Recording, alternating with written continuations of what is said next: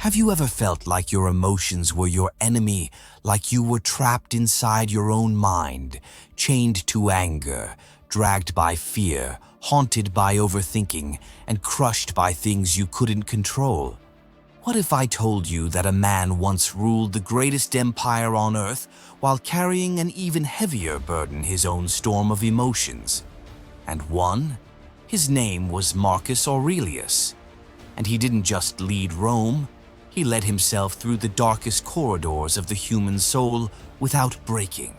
The truth is, most people today are slaves not to systems, not to governments, but to their emotions. They react before they think, they break before they bend. But Marcus discovered something ancient, something terrifyingly powerful, a method to dominate the chaos within without becoming cold or heartless. This isn't just history, this is a weapon. And by the end of this video, you won't just know how to control your emotions, you'll feel the need to. Because if you don't, someone else will control you. What you're about to hear has been buried under centuries of noise. But once you hear it, you'll never be the same again. Watch till the end, because the most dangerous truth is the one revealed only after your emotions try to run. Every man walks with a beast inside, silent, patient, and always watching. It waits for the right moment to surface, and when it does, it doesn't ask permission.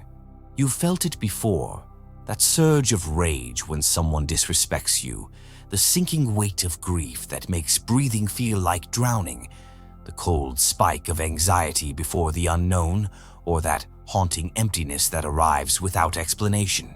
These emotions aren't just feelings, they're forces, and most people, they are slaves to them, pulled by strings they can't see, reacting before they even understand why.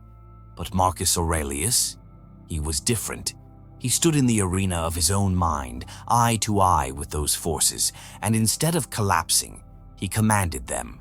Not because he didn't feel, but because he refused to be ruled. He wrote not as a philosopher preaching from safety, but as a man fighting for control inside his own skin.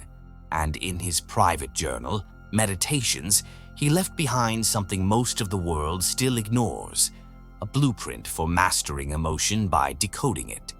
The truth is, your emotions are not your enemy. They are signals, encoded messages from your deeper self. Fear doesn't scream at you to run. It asks you what you truly value. Anger doesn't explode to destroy. It points to a boundary violated. Grief doesn't hollow you out for nothing. It carves room for something greater. Marcus knew this. He didn't flinch from emotion. He interrogated it. He would sit in stillness and dissect what others tried to drown. In a world that honored power, conquest, and distraction, he turned inward and chose understanding. If you are pained by external things, it is not they that disturb you, but your own judgment of them, and it is in your power to wipe out that judgment now. These are not soft words, they are brutal truths, because the moment you accept this, the weight shifts to your shoulders. It means no one is coming to fix it. No circumstance, no apology, no rescue. It's you versus your mind. And if that terrifies you, good.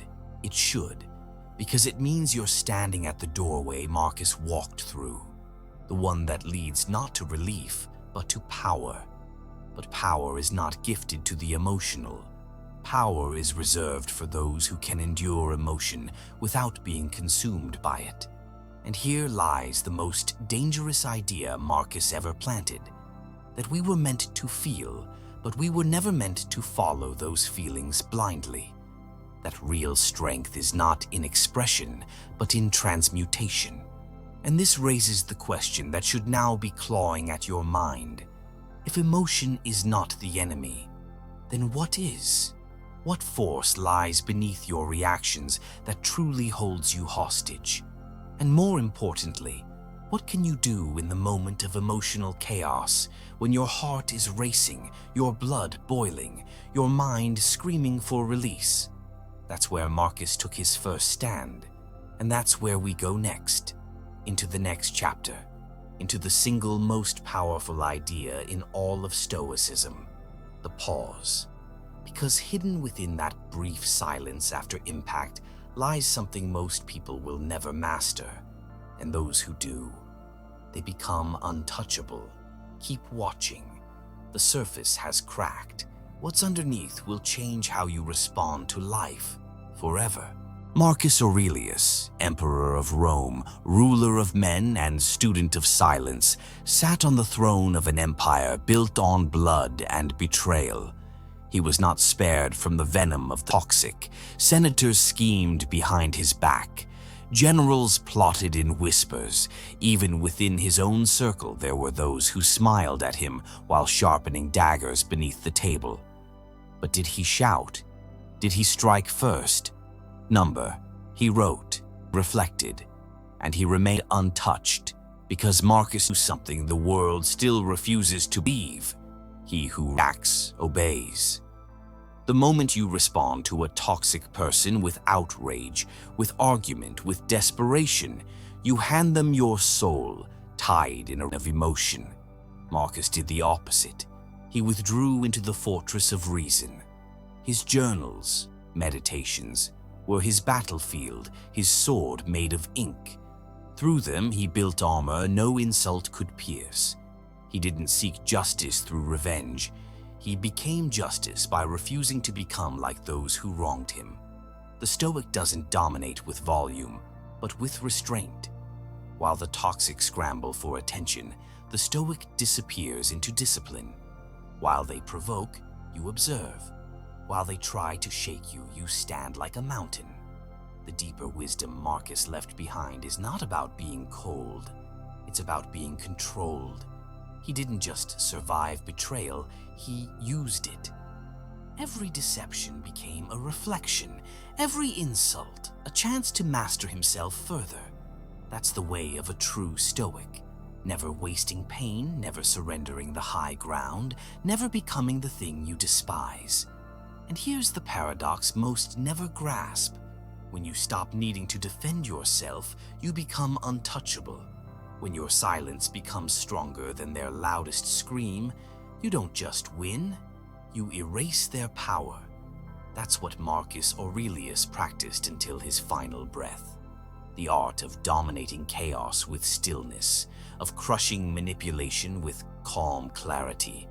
Now ask yourself, are you willing to be that still, that unshakable? Or will you continue to bleed every time someone touches your ego? Because what's coming next is not for the faint-hearted. We'll dive into how true Stoics break free from emotional slavery, and how you can stop being reactive and start being dangerous in your silence. If you feel this philosophy burning in your chest, then now is your moment. Not just to watch, but to belong to something greater. A tribe of inner warriors. Hit that button and take your place.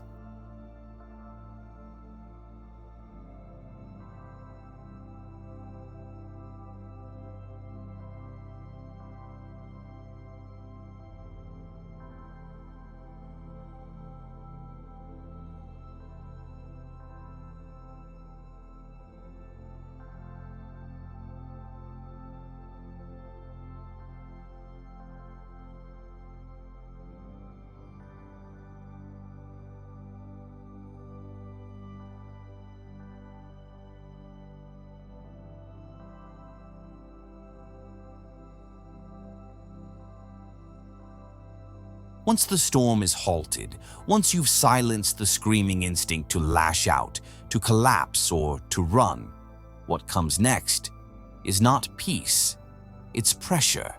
Because now you're face to face with the raw energy of your emotion, and it's sitting in your chest like a loaded weapon.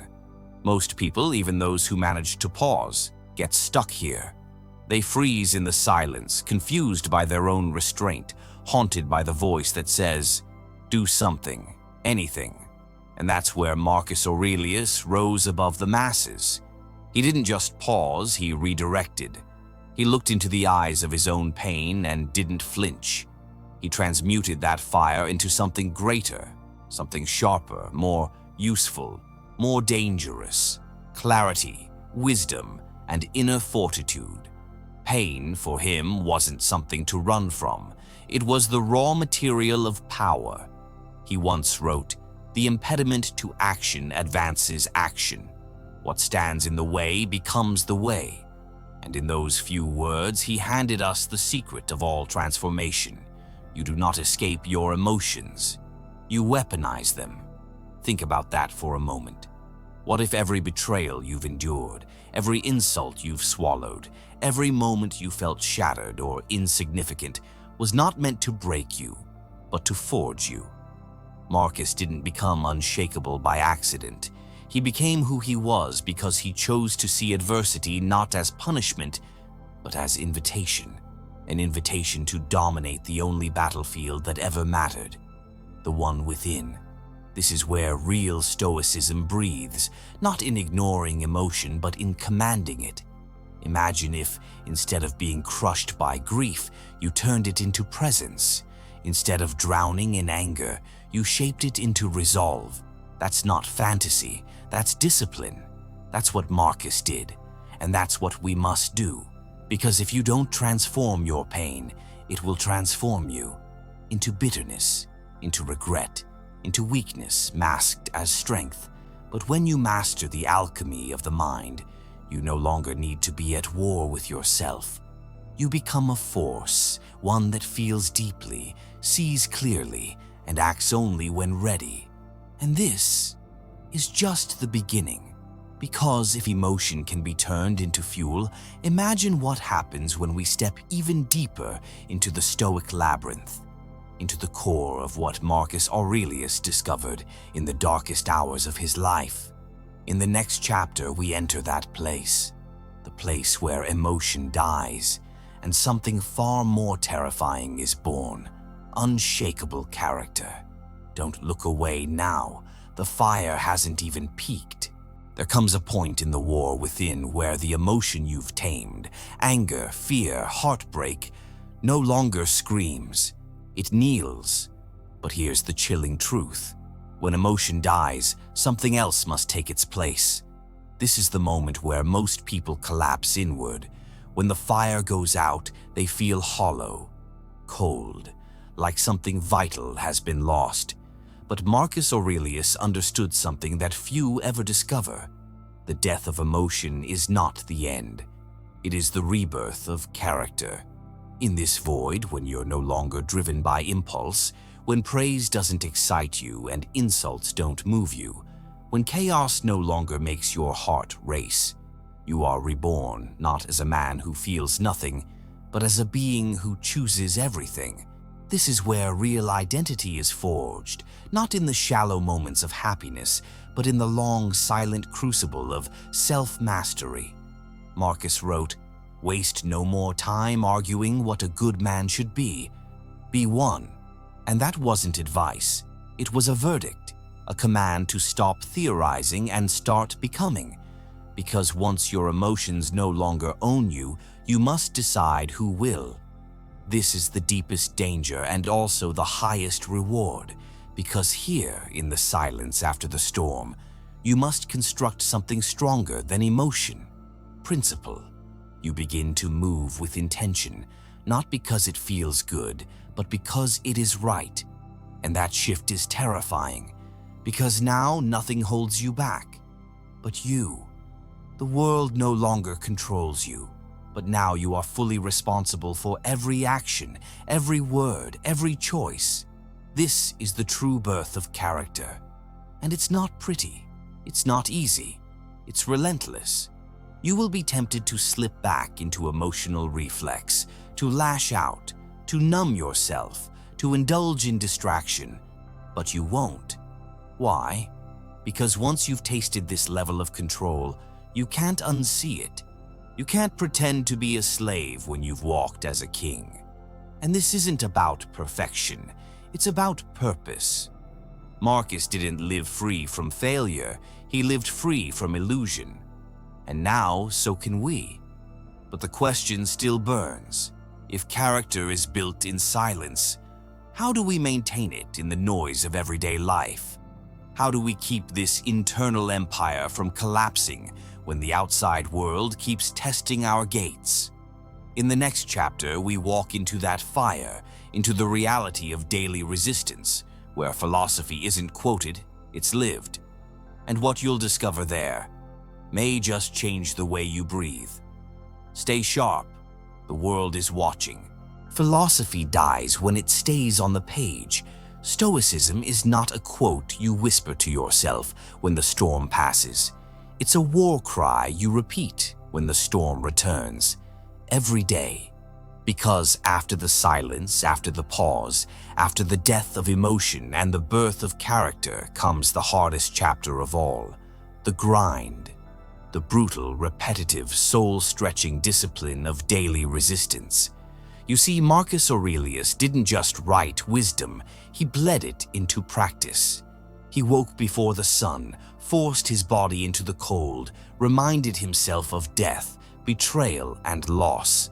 Not to suffer, but to stay ready. Because life isn't generous, life doesn't pause for your self-growth journey. Life punches, and it doesn't wait for you to remember your favorite Stoic quote. That's why Marcus trained himself to endure everything before it arrived. He wrote, "When you arise in the morning, think of what a privilege it is to be alive, to think, to enjoy, to love." That wasn't a morning mantra, it was armor. He didn't practice gratitude to feel good. He did it to remain unbreakable when the day tried to shatter him. And make no mistake, it always tried. This is where most people fall. They treat Stoicism like a remedy instead of a regimen. They seek comfort in the words of Aurelius, but collapse in the face of minor inconvenience. Why? Because they haven't committed to the real fight, the daily resistance against themselves, against laziness, against impulse, against the seductive voice that says, "You deserve to let go today." Number, you don't. You deserve to become who you were born to be. And that version of you isn't handed to you. It's earned in the silence of your decisions, in the moments when no one sees you resist the easy path, when you keep your word even when no one is watching. This is where Stoicism breathes. It's not when you quote Marcus. It's when you live like Marcus. And here's the twist. When you embrace this discipline daily, when you deny your weaknesses oxygen, when you build your character in micro-decisions, you don't just gain power, you become dangerous. Because now the world has no hold on you. Insults don't sting. Delays don't irritate. Loss doesn't shake your foundation. You walk through life like a man who cannot be moved.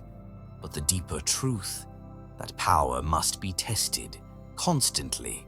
And in the next and final chapter, we step into that crucible, where the Stoic either becomes legend or falls back into the chains he once broke.